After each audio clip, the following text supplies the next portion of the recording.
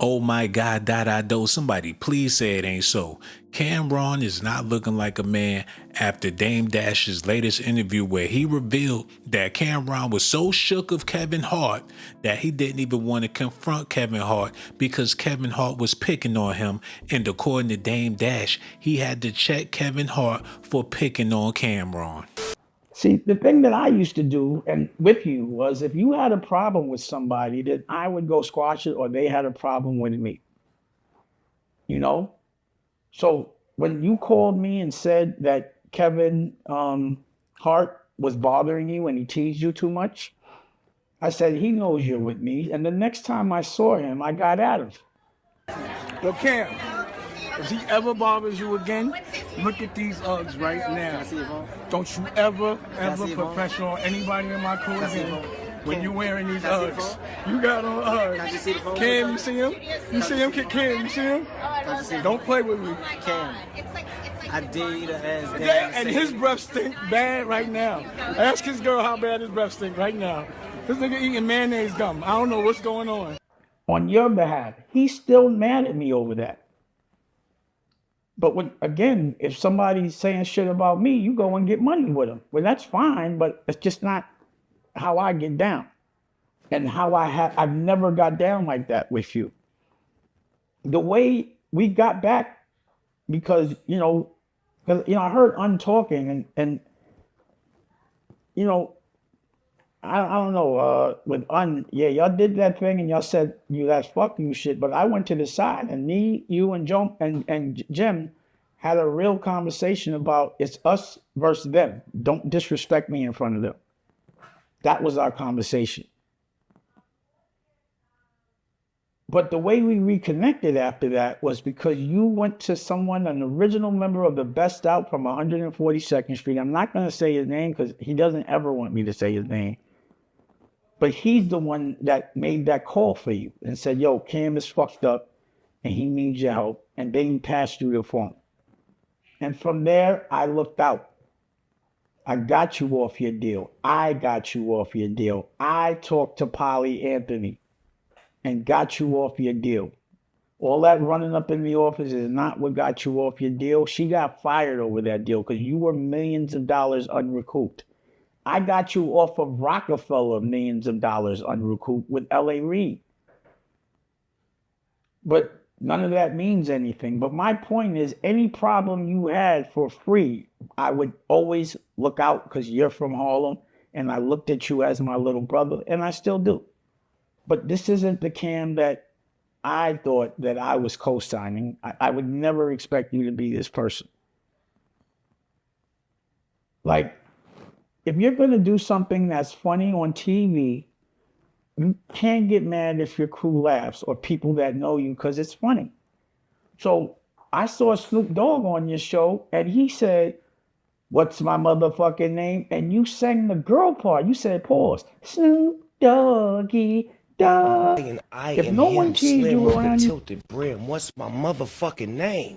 Snoop Doggy Dogg. if no one teased you around you for that, then that's not Harlem shit. And if you get mad at the jokes, that's not fair, bro. Stay Harlem about it. If you want to do shit like that, let niggas laugh. So I know you're mad because I said 50-50 patted you. Why? He didn't pat you on the ass, pause. He patted you on the hips. Either way, my advice to you is don't let another man pat you on your hips. That's advice. Also, if you're sitting with someone that's fucking with me or saying things about me, I do expect you to actually have a conversation with them about it and make them stop. But that's not where you're from. But this is what I would always do for you. And if you do something funny, like let another man smack you on the hip, I mean, again, you know, the Queen of Harlem was like, because the thing I didn't get was I called you and told you I was going to say something, but you weren't man enough to tell me you didn't want me to say nothing. So Queen was like, yo, you should have knew better. But he told me he was all right. So you're going to agree, be all right, and then talk about me on another platform instead of calling me and telling me. And then when I text you, you're going to curve me? Because I want to speak to you like a man. I call British. I spoke to PT, and now this is going to be one of the last things I'm going to get to in this moment because I got other shit to do, and I have more things I wanted to say, but I'll say them later because I'm sure you're going to say something back. But I'm quite like that thing. I felt that you were capping as it relates to the honor up thing. But I want to see you step up your production. If you have a platform, if you're on Revolt, if someone's giving you some bread, if you're going to be a creative and talk about other creatives, you need to be more creative. I want to see a hit record. If someone steps to you for a battle, rap-wise, take that shit because now you're playing jokes at 50, at taking, you know, that wasn't to me something I would have advised, at least, especially in this moment. You know? So let's see the music. Let's see you make a movie, and now that you have some bread, you finally caught this lick to where now that you got a platform, you're finding every excuse in the world not to pass no plugs to the extent that you're making shit up, to me. And if you have something to say, I don't respect it unless you call me. We're not going to fist fight. We're brothers. Talk to me like a man. Talking about me to me without calling me, and you have the opportunity to, is not the thing I want you to teach the rest of these children. I don't want the children to think that they should be taking their problems in public when they could talk to their friends. Just because you can monetize that doesn't make it okay, bro. So I don't respect it, and I know that no one around you respects what you're doing when you do those things because they're from Harlem. And when I talk to them, you know what the vibe is when it comes to you? You know how Cam is. He's sensitive. That's what everybody said. You know, my cousin was bringing up the other day when you came up and you did this dumb shit before and we had a conversation, you was crying. So I was like, I don't want to see the man cry. I give you so much grace, but you've been different ever since well, let's do this. Because your show, you're sitting next to Larry, right? I introduced you to Larry. My name is Larry Smith, co-owner of G5 Cultivation in Las Vegas, Nevada. G5 Cultivation is one of the first African-American owned cultivations that's licensed by the state of Nevada and Clark County. So I actually met Dame Dash through my main man, Jack Thriller. Dame has been more of a mentor and a mentee in helping me take G5 Cultivation to another level. Before I wanted to get involved in the cannabis industry, I was headed towards doing movies, and that was another attraction to bring Dame on G5 into the G5 family because, you know, Dame's doing movies, so, you know, by me letting him in the cannabis world, I told him I needed to be in the movie world. That's one of my passions. I don't know about y'all, but it sounds to me like Dame Dash is whining about everything. He's not in a position to be talking, so why is he speaking? He's trying to show people the way he see it, but he can't even see, so why is he speaking on it? I know he feel like it's his obligation to tell the public about what's going on between him and Cam, but it's looking like he got his priorities messed up. He need to be focused on his health and his finances instead of gossiping in these YouTube streets. He's honestly too old for this madness. I hear what he's saying, but it's hard to watch him while he's saying it. I brought you to Las Vegas and introduced you to Larry while we were making the A-Track record, right? That's another project we did that actually was on the radio, but for some reason you didn't want to promote that. But we had concerts at like Terminal 6 and all this shit that you never did before, but for some reason you didn't want to promote that either. I just don't know why, but I did it because I didn't want to see your legacy go. That's why I always tried to help you, because the things that you do great, the only thing I've seen you do that's been since me, that's been something that's been crazy is what you're doing now, talking about me and other people. But since then, I haven't seen nothing. But again, I brought you around Larry in Vegas because I was working out there with the weed company. Yeah. And he was, like how he's your sidekick right now, on the side, he was on the sidekick for me. I'll show you the footage.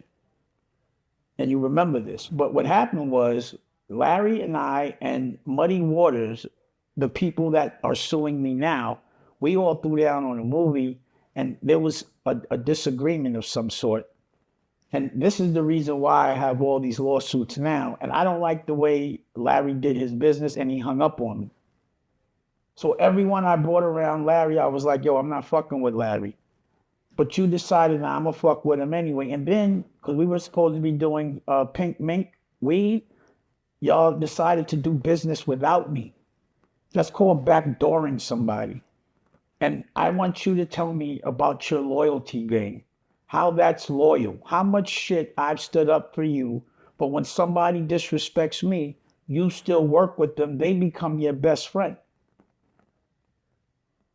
And you have a show, you have a platform. Larry, you could tell your side. Cam, you tell your side. But you tell me how that's any kind of loyal. Or Harlem loyal. Because Daniel was like, yo, that's your man. I mean, that was your man. You introduced me to him. You ain't fucking with him. I'm not fucking with him. You never have that attitude. And now you're being nice to everybody in the podcast industry that you used to diss all day long. But now conveniently, because you've seen the light and you know how to get money with them, now this is your new family. I would think when you get to this plug, you would pass them, because every single plug I've ever had, I passed. Every single one. And you never passed one plug. I put you in Paid in Full. I put you on Rockefeller. I put you with Larry. Even the best picture you ever took with that pink, I brought you to Fashion Week and had someone take that picture. I was with you on your best interview. The one where you mad, that was you and me that did that. And you called me to make sure that that interview went right. That's why I was there. You tried to... So I don't understand why you're not saying those things. And on another level, why are you not saying that you in your lifetime have never, ever seen me struggle? You name one time you ever walked up on me and said, Dame needs help. That you saw me with dirty sneakers or a fucked up car or living wrong and not having a staff. Name one time you walked up on me and I didn't have a staff. Pause. How much footage I have? How many houses have I beat you in ping pong at? You know, and I didn't own those houses. They were in LA. How I'm gonna own something and own the government $20 million? That doesn't make sense. Right.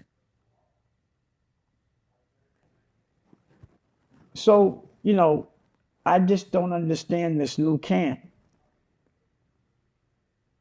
And Sen, you're right there. And I wanted to publicly apologize to you because I know I was a little abusive toward you when we were young. But I do want to say that I did give you the opportunity when I was like in my late 40s. You went and trained. You came to my house. I was like, go buy some gloves. And I went outside and gave you a fair one. You caught me in my ribs once or twice. I'm 46. You do get, but I definitely put leather on your face. And then I made my son put leather on your face. So I just know that, you know that I'm not going to be all right with this. But I want you to ask Cam, does he feel like his relationship with the way he's approaching things, especially with Larry? Because I love Larry's family.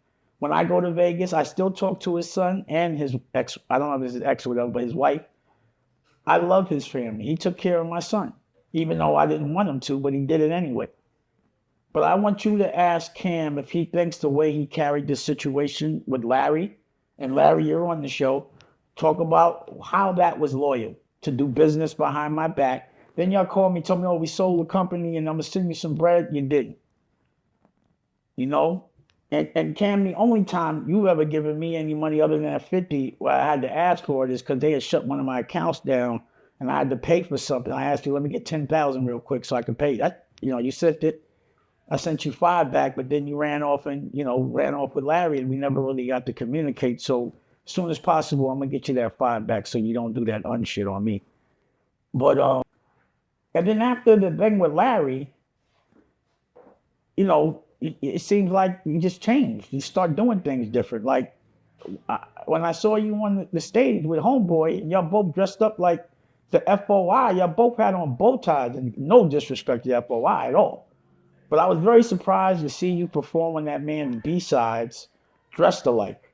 And I was wondering if he required you to dress like that. But also I was thinking, oh, well, he must go and perform on one of Cam's show. As of yet, that man made you perform at his B-side show in the club in a bow tie. And he never performed at anything you've ever done. So if he does it now, I don't care. I think he should. But I do feel like, you know, that just wasn't no Harlem shit to be dressed up like a nigga in a bow tie that you're supposed to be beefing with. And you didn't get to the Garden or no Beyonce or none of that. You did the B-sides. And I remember you like, I would never do that. What the State Property did, show up to the B-side, but you did it. Everything I'm seeing you tease other people for doing, you are now doing. And one more thing that I want to put in perspective is you also brought up me saying that Kanye had horse shit in his house and you have dog shit. I did say that. And you have to, and again, very strategically, you didn't tell the context of the conversation, right? Number one, I was upset because we did honor up. You were in LA. Kanye threw me, a party, a screening, and all the most important people in Hollywood were there at the time. He was still in good standing. RZA was there. All these people were there, right? I'm talking about everybody was there. And for some reason, you got so offended because of his security process that you left. And what I was saying is you mess up so much money for the stupidest things that you were supposed to be Kanye. You were supposed to have the money that Kanye had from rapping, but you would never get your show together. Now you are starting to perform with a band, but having 100 niggas on stage don't work. And fashion. And he was the one. I'm mad at you that Kanye's the one that's the anchor of making the most money from Rockefeller. And I chose you. And I was like, this nigga got horse shit in his house and you got dog shit in your house. I was angry because it was another stupid reason to fuck up money. But now that you're doing things so politically correct, you're dissing me. And I'm wondering why and what changed and how much it costs for you to go and do this for a living. And in this moment, that's all I have to say. And I'm saying it without teeth. And, you know, I'm sure that you'll leverage this to make some money for revolting yourself and whatever you do. But I do want you to, you know, explain these things. Ask your peers around you if what I'm saying is crazy. If you were sensitive, overly sensitive. If, you know, doing, like when I introduce you to somebody and you go do business behind my back, is that backdooring? Was there a lot of damage done to Rockefeller because you prematurely talked about a private conversation? That's not cool. That's goofy.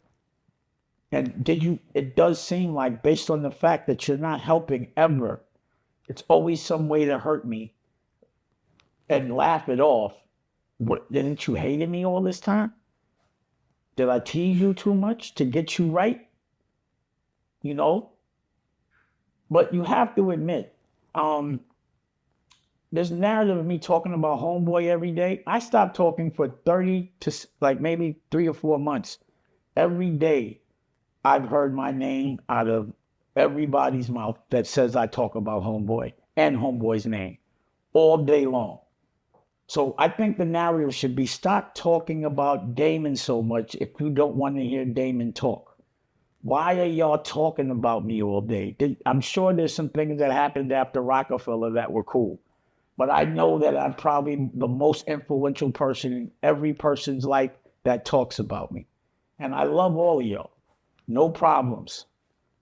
Every podcaster now seems, mostly, they used to be Rockefellers. So Joe Buttons was a Rockefeller. Noriega was a Rockefeller. Cameron was a Rockefeller. I used to manage Children of the Corn that Mace was in. And I tried to sign Gilly, but, you know, niggas stopped it. Who else? They're all Rockefeller. It's like the Rockefeller podcast. And now Bleak. And again, Bleak, you too. You know, we made a deal. You're going to stop talking about me, but you still say your little slick shit. It's cool. I love you.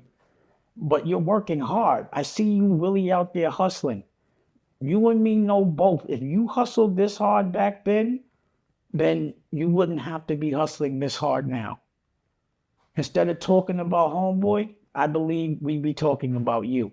Same thing with Cam, same thing with Joe Buttons, same thing with Nori. But now everyone's retired from rapping professionally, and now they're all doing talk shows or podcasts. Disrespect, you found your lick, but my first impression of y'all were rock stars. People that laughed at the press, you know? Just against the grain, do whatever you want. That was that Harlem shit.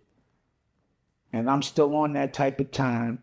And again, you tell me if any one of y'all niggas talking about me ever paid $20 million. But what I do notice is that when my family office pays a lot of money, like over $500,000 in taxes, and when we pay our judgments, the family office, that's not in the paper.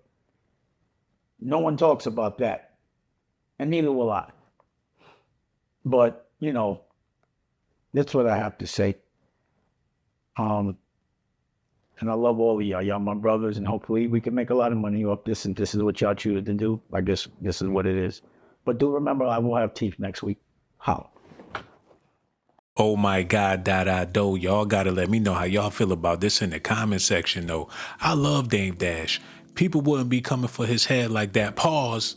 If he was still healthy, if he still had the money, if he was the Dame Dash of old, he wouldn't even be having these conversations. But as a boss, this ain't no boss move that he making right now. He acting very broken hearted, broken everything. Everything about him is broken doing these interviews. If he really had some type of status or some stature or anything going on, he wouldn't even waste his time with this nonsense. Especially, we all know that he put these people on. He really shouldn't have nothing to prove, but he feel like he got everything to prove. I'm praying for Dame Dash. He a warrior. I believe he gonna bounce back. He said he gonna have his teeth soon, his eye gonna heal up, his finances gonna be back together or whatever the case is, and hopefully he gets somewhere and shut up and just be quiet. Y'all let me know how y'all feel about this. Do y'all feel like Cam is a sucker for even entertaining Dame Dash, or do you think he doing him a favor by giving him a platform to stand on? Maybe they helping each other out in all of this. I don't know, but for you beautiful ladies out there, I'll risk my motherfucking life. Risk my life to give you documentations, girl. I risk my life to give you documentations, girl. I risk my life to give